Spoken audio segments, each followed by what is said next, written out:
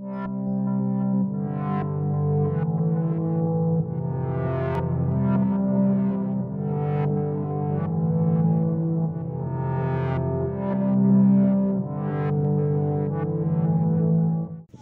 le thème c'est quoi?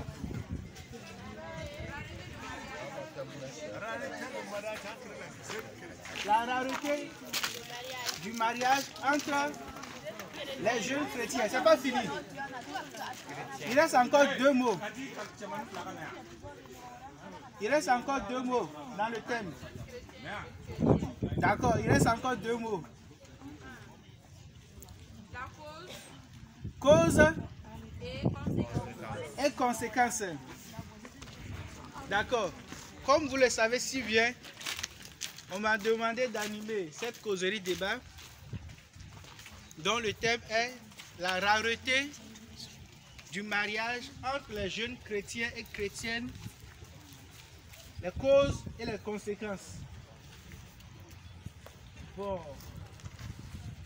je ne sais pas si les chefs veulent me demander pourquoi je ne me suis marié, pourquoi je ne me suis pas marié. Chef, j'espère que c'est pas ça, hein? Ah, d'accord. Rareté du mariage, je pense que ça concerne vous, les jeunes chrétiens et chrétiennes qui êtes réunis ici aujourd'hui, plus que moi. Alors, j'aimerais bien vous donner la parole pour que vous puissiez me dire, pour ceux qui ne sont pas encore mariés, les raisons et puis les conséquences qu'ils voient. Mais avant d'en arriver là, je vais quand même essayer de cadrer le débat. Alors, hier vous avez eu une autre causerie. La sexualité précoce, c'est quoi? sexualité précoce, Oui. c'est le fait de commencer à faire les choses avant de faire la chose. J'ai pas compris. Commencer à faire La fornication. la fornication, c'est quoi? Tu expliques un gros mot par un mot un peu plus gros. Oui? La sexualité précoce, Oui? c'est le fait d'avoir des relations intimes avant l'âge de la puberté. Les relations intimes. C'est encore fort pour moi. Qu'est-ce que c'est que l'intimité? D'accord. Maintenant, quelles sont les causes que vous avez identifiées? Il y a le manque de communication. L'environnement. Qu'est-ce que tu mets dans l'environnement? Il fait trop frais ou bien pas? Les relations entre amis. Les mauvaises relations entre amis. D'accord?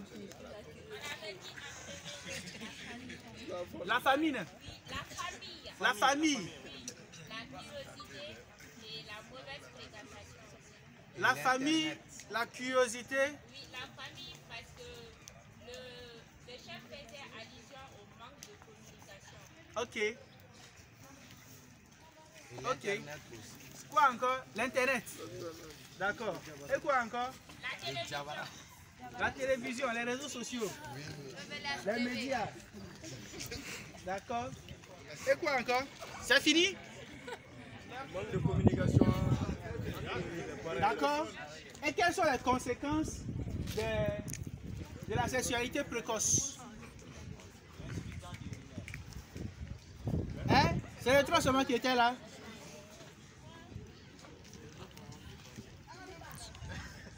Oui? L'abandon des études. D'accord? Les maladies, comme le paludisme, c'est ça? Oui? Le sida? Ebola?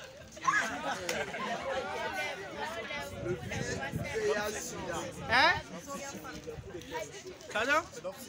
L'obsession. Quoi encore?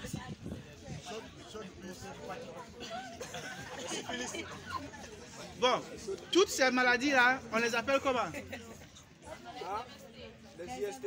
IST, c'est quoi? Chieu, vous êtes fort, hein?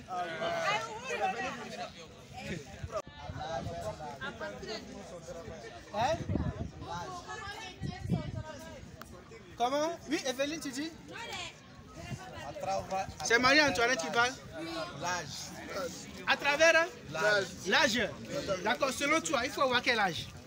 Selon moi, 21, 20 ans. 21, 20 ans. Garçon. Qui dit autre chose? Il faut avoir quel âge?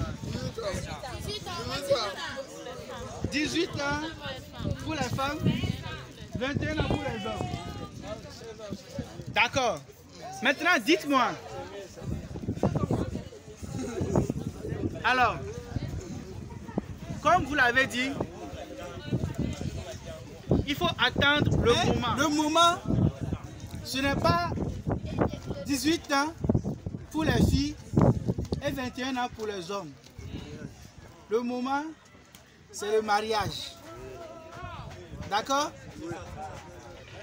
J'ai beau avoir 30 ans, 40 ans, 50 ans, si je ne me suis pas encore marié, bon, il n'y a pas de sexualité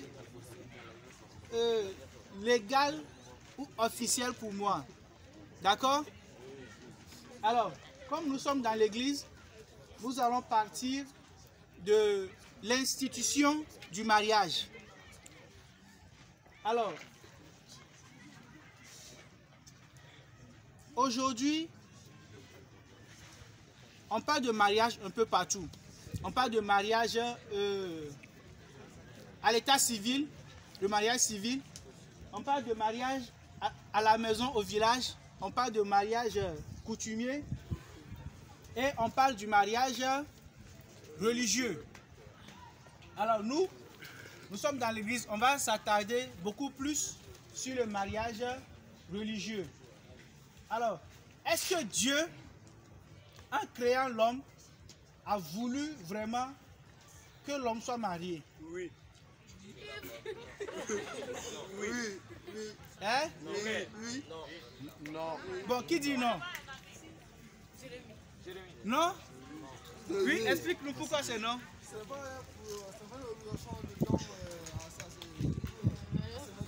Ce n'est pas une obligation pour l'homme de se marier. Oui, qui dit aussi non?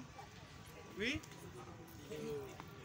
Et la femme a dit, multipliez-vous et remplissez la terre. Ça m'amène à vous poser une autre question. À quel moment Dieu a dit, multipliez-vous et remplissez la terre?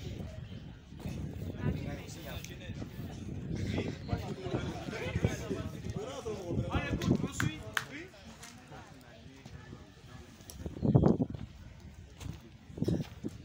Bon, d'accord. Tu es sûr de ce que tu dis?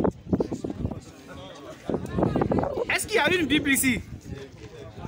Chef, est-ce qu'il y a une Bible?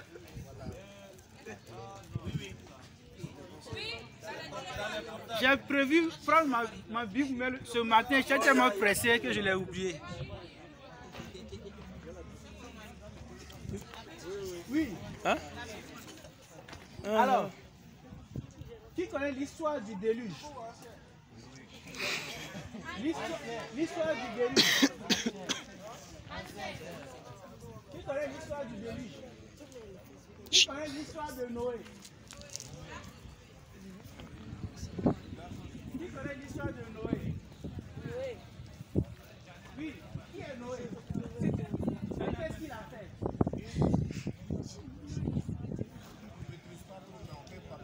Oui, partager, c'est ça que je veux dire.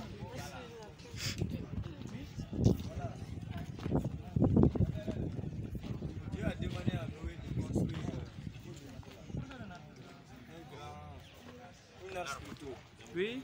En disant de prendre avec lui un couple de chaque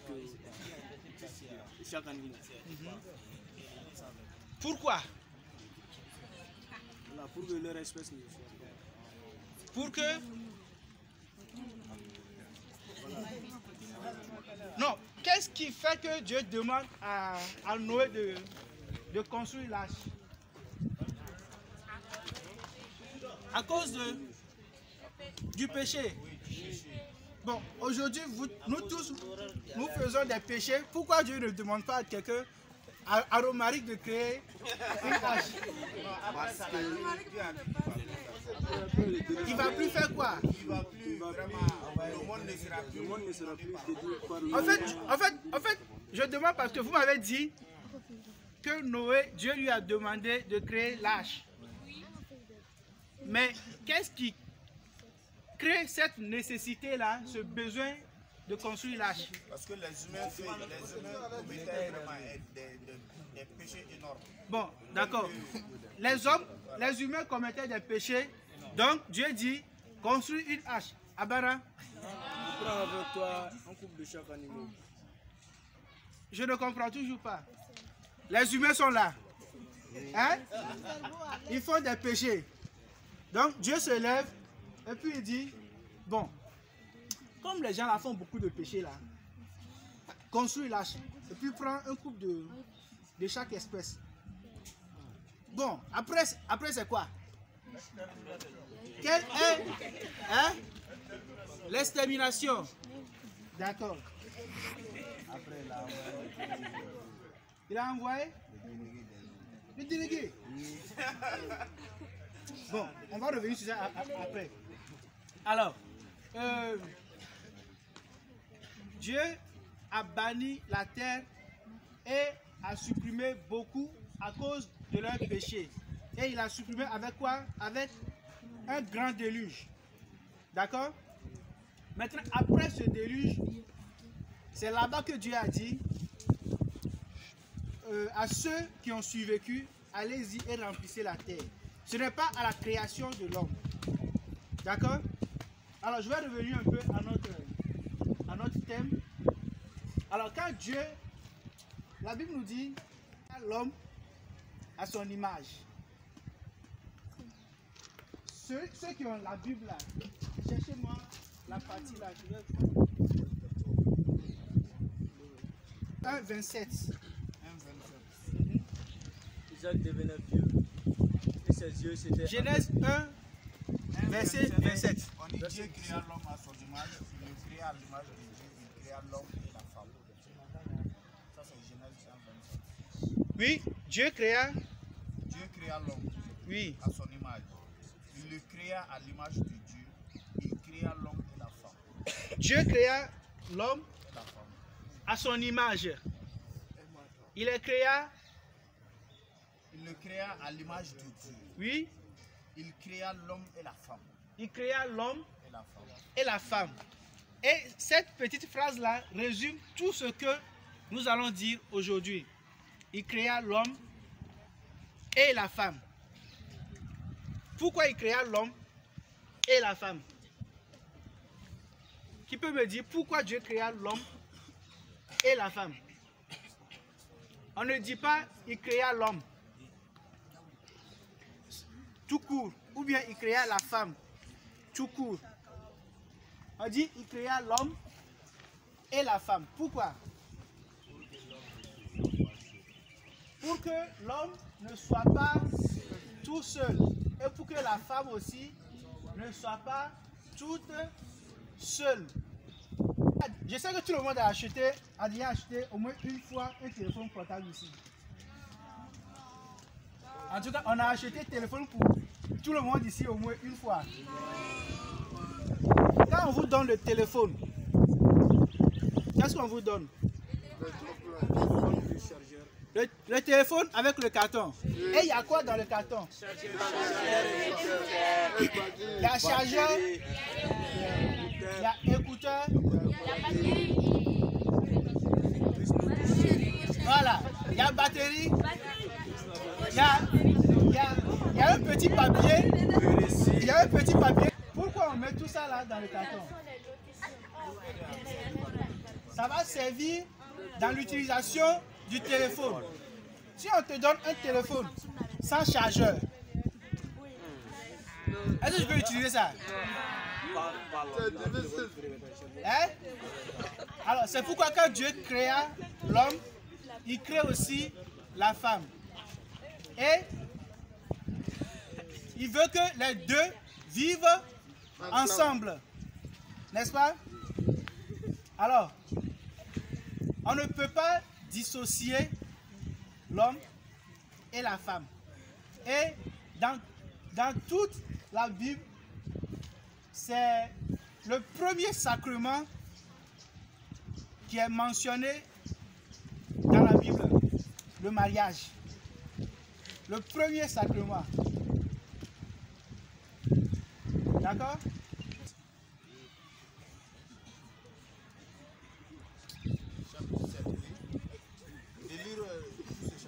Oui, commence par le deuxième verset. Deuxième verset. On dit toutefois pour éviter l'impudicité, que chacun ait sa femme. 1 Corinthiens 7. Deuxième verset. On dit toutefois pour éviter l'impudicité.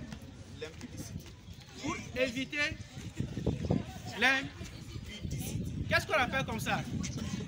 L'impudicité. L'impudicité.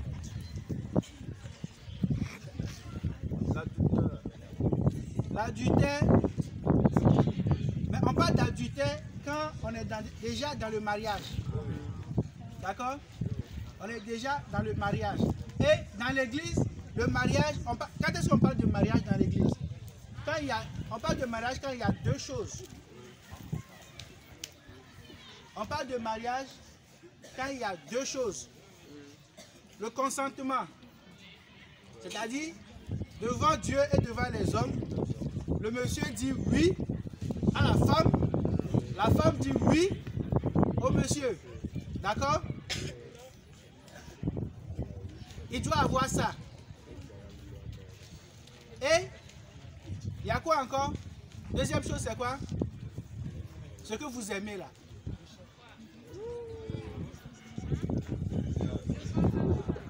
Le consentement, oui. Et quoi encore? Oui, ce que vous aimez là, c'est quoi? Hein? Je parle des mariés. Tête à tête. Personne ne s'est déjà marié ici? Je suis en cours. Hein? Je suis en cours. Hein? Je suis en cours. Le consentement et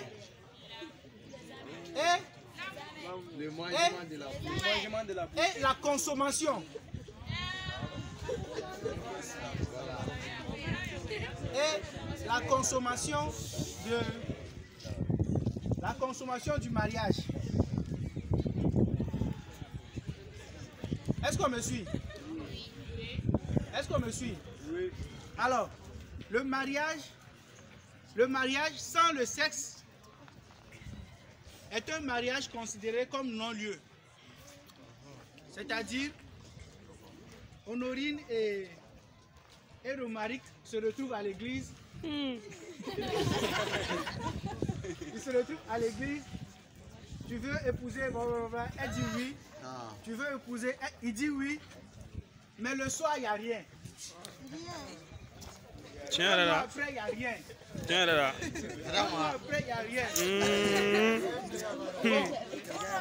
Honorine m'a dit, mais attends, on ne comprend pas là. Il vient trouver le prêtre. Ah, mon père, depuis qu'on a parlé ici là, le monsieur là, ne comprend pas. Hein. Pourquoi le monsieur? Quand on va vérifier, on va voir que le monsieur n'a pas. Donc, on considère le mariage comme si il n'a pas eu lieu. Ne dis pas qu'on annule le mariage. On considère qu'il n'a jamais eu lieu parce que les deux choses qui font le mariage ne sont pas réelles, n'ont pas été faites. D'accord? Alors, le mariage sans sexe est considéré comme n'avoir pas été lieu. Alors, le sexe sans le mariage, c'est quoi? Vous venez de le dire. C'est... Oui. On parle d'adultère quand on pratique le sexe en dehors du mariage. D'accord? Mais sans le mariage, le sexe, on parle de fornication. Et c'est un péché. D'accord? Alors, maintenant que nous avons situé à quel moment on peut parler du mariage, je vais vous laisser la parole pour que vous puissiez me dire pourquoi les jeunes chrétiens ne se marient pas. Il dit, les filles font le tri parmi les hommes. C'est vrai ça? Oui. Elles vous trient. D'accord. Les filles trient les hommes en fonction de quoi? Les filles n'ont qu'à me répondre. En fonction de quoi vous triez les hommes? Non? Oui? Oui? Les problèmes, c'est quoi, mon frère? Oui? On écoute, on suit.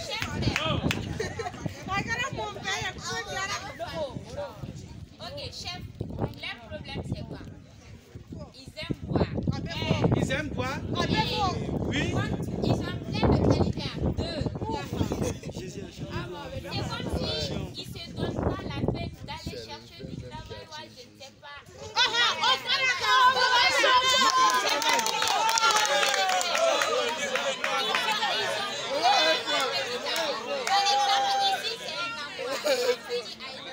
On suit. Ils sont venus à une rencontre aujourd'hui.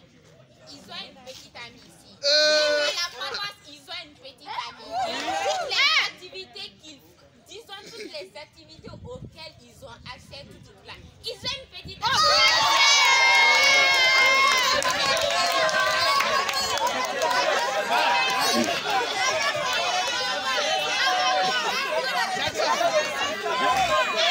Je vais récapituler.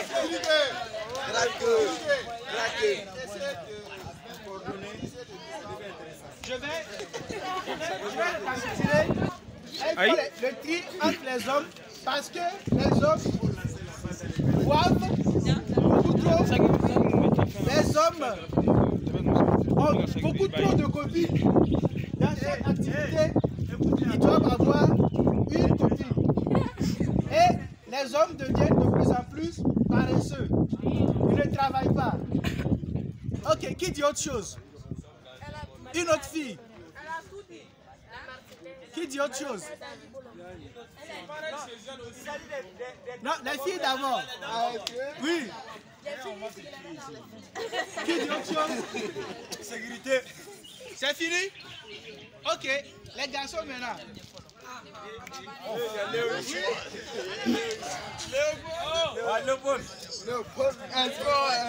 Matérialiste. Comment?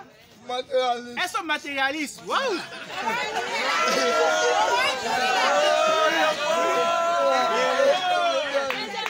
Oui. Il a fait un chocolat de confiance. Ok. Elles n'ont pas confiance en vous. D'accord. Quoi encore? Léopold dit que les filles sont matérialistes. C'est vrai. Et puis elles ne font jamais confiance aux hommes. Oui. Je veux parler à son sujet. T'as quel problème? La femme a besoin, c'est naturel, on a besoin de ces choses-là. Voilà. Pour t'obliger. Maintenant, confiance là, la confiance, ça se gagne. Alors, d'accord. D'accord. D'accord, j'ai compris. Lui, il dit que les filles sont matérialistes. D'accord? On va vérifier. L'autre a parlé tout de suite. Elle a dit que les hommes boivent. Ils ne travaillent pas. Mais si on ne travaille pas là. Ils ne travaillent pas. Ça veut dire que... Non? Oui. Elle t'a pas dit.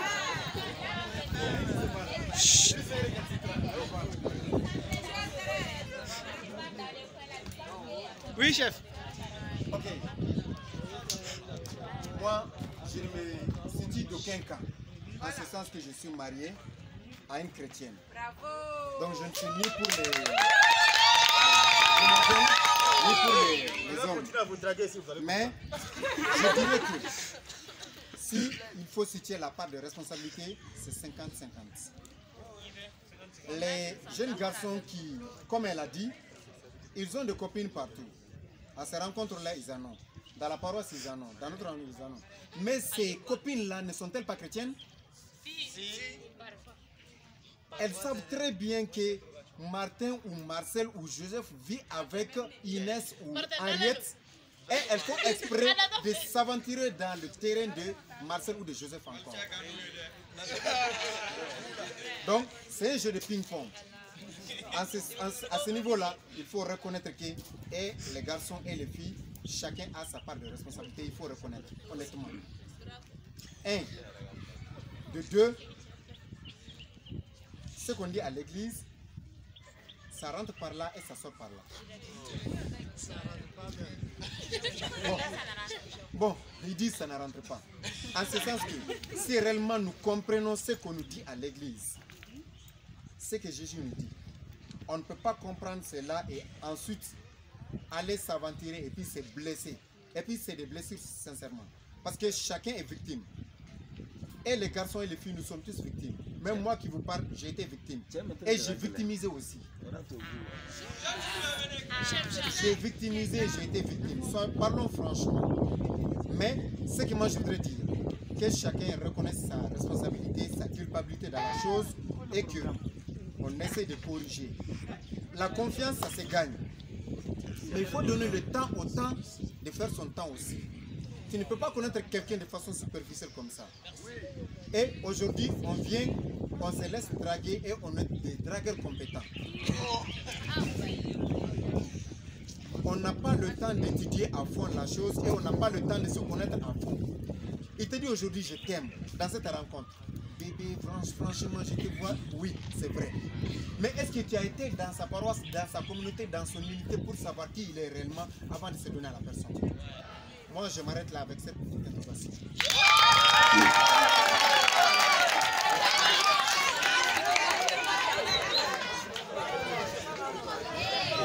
C'est chaud.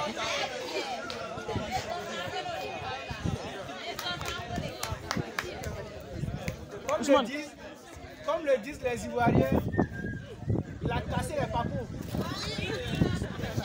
Ne réponds pas. Ne réponds pas. Alors, je vais vous dire ce que moi j'ai trouvé.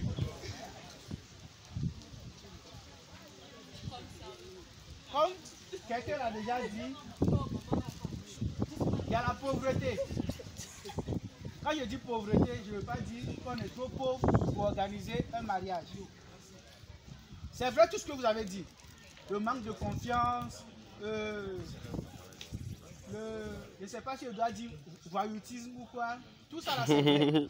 Mais dans ça là, il y a des gens qui sont sérieux. Il y a des garçons qui sont sérieux et qui prennent leur relation au sérieux. Il y a des filles qui sont sérieuses et qui prennent leur relation au sérieux. C'est-à-dire des gens qui veulent vraiment fonder un foyer avec leur partenaire. Mais on veut avoir un mariage de rêve. Un mariage grandiose. Avec une carnava, je ne sais pas, 15 voitures alignées. Nous sommes à Bamako. Et vous connaissez mieux que moi cette chanson qui dit que les dimanches, à Bamako sont les jours de mariage. Et c'est vrai. Ceux qui passent par... Ça oublie la corbière. Comment on appelle où il y a le jardin au niveau de la mairie centrale?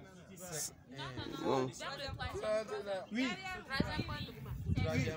Tellement, quand tu passes là-bas le dimanche,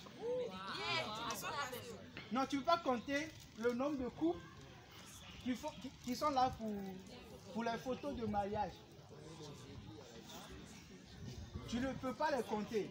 Il y en a tellement. Et dans la ville, tu attends, il y a des voitures alignées comme ça. Mais quand on vérifie, après un mois, après un an, 2 ans, une semaine. Merci frère. J'ai vu l'exemple même. Ça vous a fait crier. Une semaine. Il y a des gens qui se marient et qui divorcent après une semaine aussi. Léo a dit que les filles sont matérialistes. Toutes les filles veulent avoir un mari riche. Un mari richissime. Bon, tu viens à côté de lui et tu dis, bon, tu sais, je n'ai pas grand chose, mais j'aimerais te retrouver.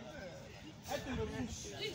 Mais tu viens, tu dis, j'ai de l'argent, j'ai ceci, j'ai cela. Elles vont accepter.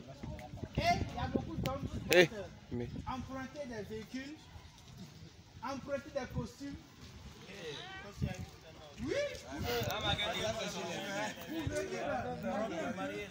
Et après le mariage, on voit qu'il n'y a pas du vrai dedans. Alors, ça renvoie au divorce. Et beaucoup aujourd'hui ont peur de s'engager parce qu'ils ont peur de divorcer après. Alors, qu'est-ce qu'il faut faire? Est-ce qu'il faut être vrai? Est-ce qu'il faut mentir? Je vous laisse décider.